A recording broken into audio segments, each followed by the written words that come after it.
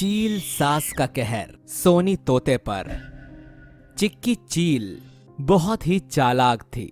दूसरों से काम निकलवाना उसे बहुत अच्छे से आता था। फिर एक दिन सोनी तोते की माँ बीमार पड़ गई। सोनी तोते की माँ चील की बहुत अच्छी दोस्त थी, तो वो चिक्की चील से बोलती है, चिक्की चील, मुझे लग रहा है मेरी तबीयत बहुत खराब है और अब मैं ज्यादा दिन जिंदा नहीं रह पाऊंगी।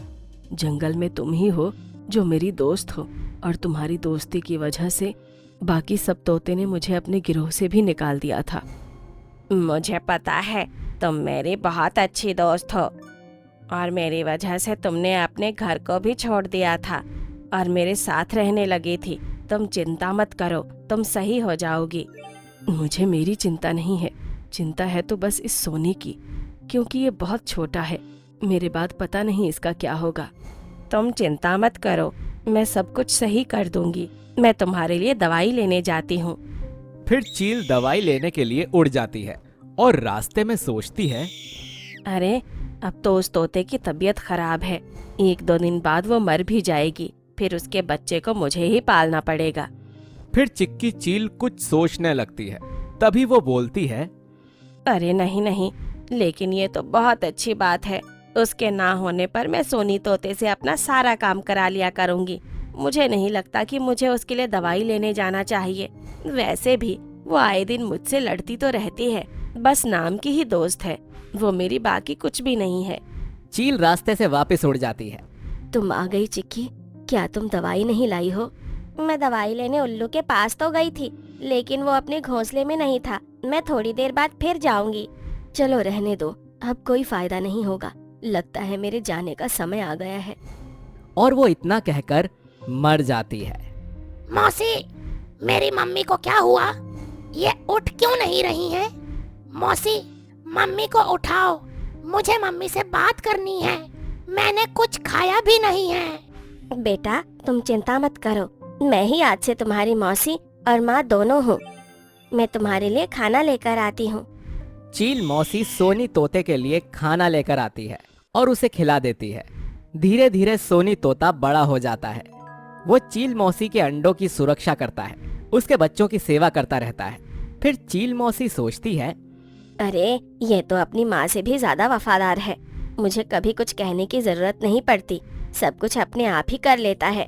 मेरे बच्चों का ध्यान भी रखता है, बस मेरे घर का थोड़ा बचा खुचा खाना ही तो खाता है। फिर कुछ दिन बाद पास के पेड़ पर एक मैना मिंकी आकर बैठती है। सोनी तोता उसे देखकर बोलता है, अरे ये कितनी सुंदर है, काश ये मेरी दोस्त होती। चील मौसी सोनी तोते को देख रही होती है, तो वो सोनी तोते से बोलती है, क्यों बेटा, क्या हुआ? उधर क्या देख रहे हो? नहीं मौसी जी, कुछ नहीं, मैं तो बस ऐसे ही देख रहा था। फिर चिक्की चील हंसते हुए बोली, मैं सब समझती हूँ, अब तू बड़ा हो गया है। मैं तेरी शादी करा देती हूँ, फिर तू और ज्यादा खुश रहेगा। फिर चील मौसी मन में सोचती है, अगर मैंने इसकी शादी करा दी तो ये अपनी पत्नी से भी मेरी सेवा करवाएगा, क्योंकि मेरे अलावा तो इसका कोई है ही नहीं। ये सोचकर चील उड़कर मिंकी के पास जाती है। तुम यहाँ क्या कर रही हो मिंकी? कुछ नहीं आंटी जी, मेरी मम्मी से मेरी लड़ाई हो गई है और मैं अपना घर छोड़कर आ गई हूँ। बेटा तुम चिंता मत करो, तुम चाहो तो मेरे साथ रह सकती हो मेरे घर में। बस मेरा एक ही बेटा है। फिर मिंकी उड़कर चिक्की चील के साथ उसके घोंसले पर आ जाती है और सोनी तोते को देखकर सोचती है, ये कितना सुंदर तोता है। अगर मेरी शादी इससे हो गई तो मेरी सारी दोस्त मुझसे जलेंगी कि मुझे कितना सुंदर तोता मिला है। बेटा, मेरा बेटा तुम्हें कैसा लगा? इतना सुनकर मिंकी शर्मा जाती है। फिर चील मौसी सोने तोते और मिंकी की शादी करा देती है। फिर सोनी तोता मिंकी से कहता है, मिंकी, मैंने आज तक अपनी चील मौसी की ही सेवा की है। मेरी मम्मी बचपन में ही मुझे छोड़कर चली गई थी और उसके बाद से मुझे मौसी ने ही पाला है। अब वो ही तुम्हारी सास हैं। सोनी तोते, सच में तुम्हारी चील मौसी बहुत अच्छी है, वरना कहाँ कोई किसी के बच्चे को पालता है। लेकिन मिंकी की ये गलतफहमी जल्द ही दूर हो गई थी। एक सुबह सोना तोता जल्दी उठ गया, लेकिन मिंकी सोती ही रही। तब चिक्की चील बोलती है, अरे ओ सोनी बेटा, तू तो उठ गया, पर तेरी पत्नी अभी भी सो रही है। चील मौसी, शायद उसकी आंखें नहीं खुली होंगी। अभी थोड़ी देर बाद उड़ जाएगी। थोड़ी देर बाद क्या मतलब तेरा? उसे सर पर मत चढ़ाओ, चल जाकर उसे उठा। नहीं मौसी, मैं तो नहीं उठाऊंगा, मुझे अभी कुछ काम करना है, आप ही जाकर उठा लो। ठीक है, मैं ही जाती हूँ। फिर चील मौसी मिंकी के पास जाती है।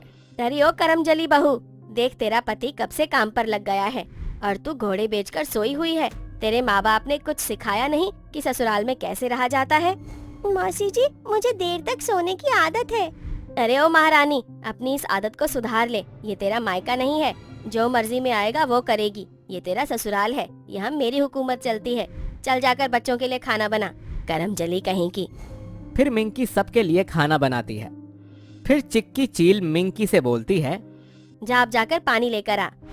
फिर मिंकी एक बड़ा सा नारियल का टुकड़ा लेकर उड़ती है और उसमें पानी भरती है।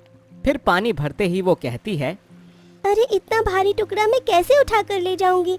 मैंने तो कभी इतनी भारी चीज नहीं उठाई है। इतना कहकर मिंकी जैसे तैसे उसको उठाती है और जैसे ही घोंसले के पास आती है उससे वो टुकड़ा छूट जाता है। ये देखकर उसकी सास चिक्की चील गुस्से से बोलती है, बहू, तुझसे एक काम भी सही से नहीं हो पाता। पानी लाने को कहा तो घंटा लगा दिया, लाई भी तो सारा पानी गिरा दिया। मौसी जी, ये टुकड़ा बहुत भारी था और मुझसे उठ भी नहीं रहा था, तो मैं धीरे धीरे इसको लेकर आ रही थी, फिर ये अचानक से छूट गया। चील मौसी अपनी बहू मिंकी को एक तमाचा मार देती है और कहती है, बहू, मैं सब समझती हूँ तेरे ये बहाने, कामचोर कहीं की। मिंकी को अपनी सास का ये बर्ताव बिल्कुल भी अच्छा नहीं लगता। वो रात में सोनी तोते से कहती है, तुम क्यों इसकी गुलामी करते हो? क्यों तोतों के गिरोह में चलकर नहीं रहते? वहाँ हम बहुत खुश रहेंगे। नहीं नहीं, मेरी चील मौसी बहुत अच्छी हैं। उन्होंने मुझे बचपन से पाला है, मैं उनका एहसान कभी नहीं भूल सकता। तुमने आज तक उनकी कितनी सेवा की है, उससे तुम्हारा सारा एहसान उतर गया। मुझे नहीं लगता कि अब तुम्हें उनकी गुलामी करनी चाहिए। मिंकी, चील मौसी तुम्हारी सास हैं, तो तुम भी उनकी सेवा पूरे मन से करो। सोनी तोता मिंकी की बात नहीं मानता। फिर चील मौसी अगली सुबह सोनी तोते से बोलती है, सोनी बेटा, तू बाहर से कुछ खाने का सामान ले आ और मिंकी घर का काम कर लेगी। अपनी मौसी की बात सुनकर सोनी तोता उड़ जाता है। लेकिन सोनी तोते के जाते ही चील मौसी मिंकी को रस्सी से बांध देती है और उसे पीटने लगती है। बहू, मैंने तेरी सारी बातें सुनी है। तू मेरे बेटे को ही मेरे खिलाफ भड़का रही थी। अरे मैंने उसे बचपन से पाला है, क्या तुझे नहीं पता कि वो मेरी एक बात नहीं टालेगा? लेकिन तुमने उसे अपने स्वार्थ के लिए पाला था कि वो तुम्हारे घर का काम कर सके, और तुम उससे वही कराती हो। अच्छा बहू रानी, तेरी जुबान इतनी लंबी हो गई है और कैंची की तरह तेज चलने लगी है। मुझसे जुबान लड़ाएगी तो तेरी जुबान खींच लूंगी। चील मौसी अपनी बहू मिंकी को बहुत मारती है और उससे कहती है, बहू रानी, आज मैं तुझे ऐसा सबक सिखाऊंगी कि तू जिंदगी भर मेरे सामने जुबान नहीं चलाएगी। फिर चिक्की जलती हुई लकड़ी को मुंह में दबा कर लाती है और मिंकी का एक पंख जला देती है।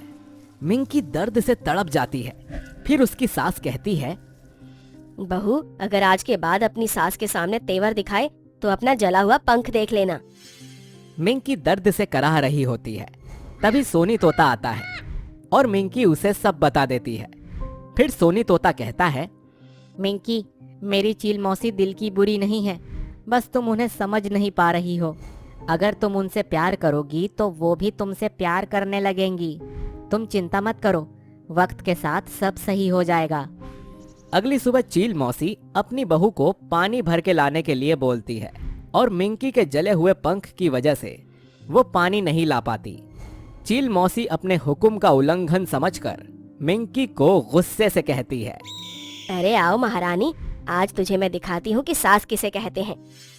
फिर चील मौसी अपनी बहू को खौलते हुए गर्म पानी में भिगो देती है और चील मौसी मिंकी को रस्सी से बांधकर वहां से उड़ जाती है। कुछ देर बाद एक बाज वहां आता है और चील मौसी के बच्चों को अपने पंजे में उठाने की कोशिश करता है। तब मिंकी बोलती है, नहीं, तुम इन मासूम बच्चों को छोड़ दो, इन्हें जीवन दान दे दो। इनकी माँ चिक्की बहुत ही दुष्ट चील है, वो किसी भी पक्षी को नहीं छोड़ती तो मैं भी उसके बच्चों को नहीं छोड़ूंगा। बाज दोबारा से बच्चे को उठाने की कोशिश करता है पर बच्चे घोंसले से नीचे गिर जाते हैं। फिर कुछ देर बाद चील मौसी वापस आती है। बच्चे को नीचे गिरा देख वो मिंकी को बहुत मारती है। मिंकी, तूने ही जलन से मेरे बच्चों को नीचे गिराया है। करमजली डायन कहीं की, जब से तू मेरे घर में आई है मेरे बच्चों को मारना चाहती है। मैं तुझे जिंदा नहीं छोड़ने वाली। तभी चील सास मिंकी को डंडों से मारना शुरू कर देती है, जिससे उसका एक पैर घायल हो जाता है और टूट जाता है। मिंकी दर्द के मारे तड़पने लगती है और अपनी सास से कहती है, नहीं मौसी जी, मैंने कुछ नहीं किया। मैंने आपके बच्चों को नहीं गिराया है। मैं तो दर्द से तड़प रही थी। आपके बच्चों को एक बाज उठाई जा रहा था। मैं बहुत जख्मी थी, इस कारण उन्हें बचा नहीं सकी। चील मौसी मिंकी की एक नहीं सुनती और उसे बेरहमी से मारती है। और चील मौसी अपनी चोंच में 3 डंडे लाती है और उनको त्रिकोना बनाकर उसे जमीन में गाड़ देती है। फिर डंडे के ऊपर वाले हिस्से से बहू को लटका देती है और नीचे से आग लगा देती है। मौसी जी, ये आप क्या कर रही हैं? मुझे छोड़ दीजिए, मुझे जाने दीजिए। नास बेटी, तेरी वजह से मेरे बच्चे मुझसे दूर हो गए। अब तू इस आग में जलकर मर।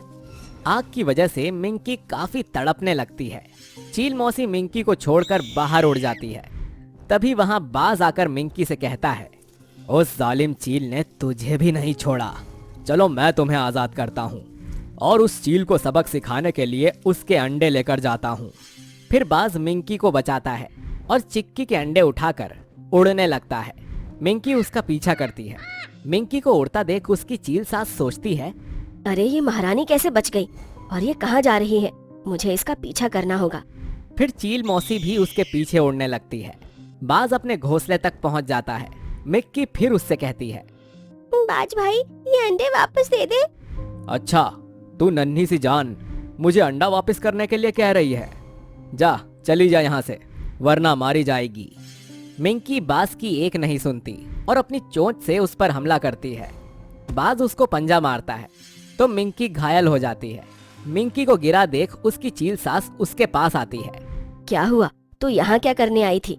फिर मिंकी अपनी चील सास को सब बताती है।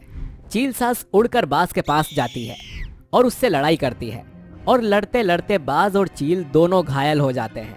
फिर चील मौसी अपने अंडे को और मिंकी को वापस घर में ले आती है और मिंकी से बोलती है, बहू, मैं तो सोचती थी कि तू मेरे खिलाफ कोई साजिश कर रही है, लेकिन तूने तो मेरे बच्चों को बचाने के लिए अपनी जान तक लगा दी। मैं ही पागल थी जो तुझे आज तक समझ ना सकी और तुझ पर अत्याचार करती रही। जा बेटा, मिट्ठू के साथ तुझे जहाँ रहना है रह ले।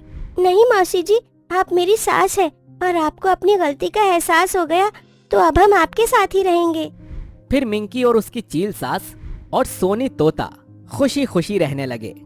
सोनी तोते का परिवार भी बढ़ गया, लेकिन उसने और उसकी पत्नी ने अपनी चील मौसी की सेवा करना नहीं छोड़ा।